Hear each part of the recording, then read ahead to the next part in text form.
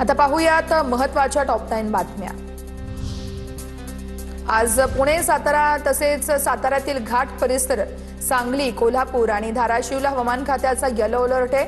Yellow alert असलेल्या जिल्ह्यांमध्ये हलक्या ते मध्यम स्वरूपाचा पाऊस पडण्याची शक्यता आहे। राज्यात मागील आठवड्यात झालेल्या पावसानंतरही पाणी संकट कायम आहे।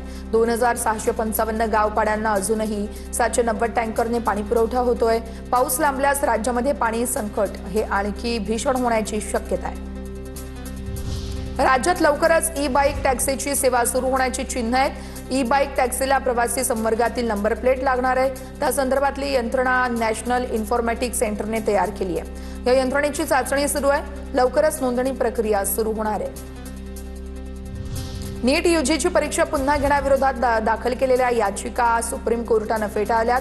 परीक्षा आधीच पार पडल्यामुळे हा मुद्दा आता अस्तित्वात नाही, असं स्पष्टीकरण सुप्रीम कोर्टाने दिलेलं आहे। वैद्यकीय पदवी अभ्यासक्रमाच्या जागांमध्ये 10,000 वाढ। देशात 1,36,939 तर राज्यामध्ये 13,099 जागा आहेत। राज्यातील वैद्यकीय महाविद्यालयांमधील जागांमध्ये 400 वाढ झालेली आहे। 11वीत प्रवेश न मिळालेल्या विद्यार्थ्यांसाठी आजपासून विशेष प्रवेश फेरी राबवण्यात येते। शिक्षण संचालनालयानं या विशेष फेरीचं वेळापत्रक जारी केलेलं आहे।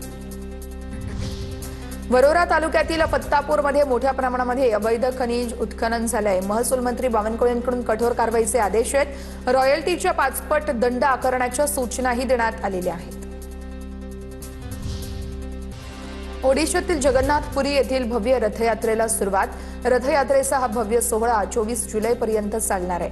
रथयात्रेसाठी पुरीमध्ये तब्बल 10 लाखाहून अधिक भाविक येण्याची अपेक्षा आहे। अर्जेंटिना सलग दुसऱ्यांदा फिफा फुटबॉल विश्वचषकाच्या अंतिम सामन्यात दाखल झाली आहे। अर्जेंटिनाने इंग्लंडचा पराभव करत अंतिम फेरीत धडक मारली आहे। येत्या रविवारी अर्जेंटिना आणि स्पेन यांच्यात फुटबॉल विश्वचषकाचा अंतिम सामना रंगणार आहे।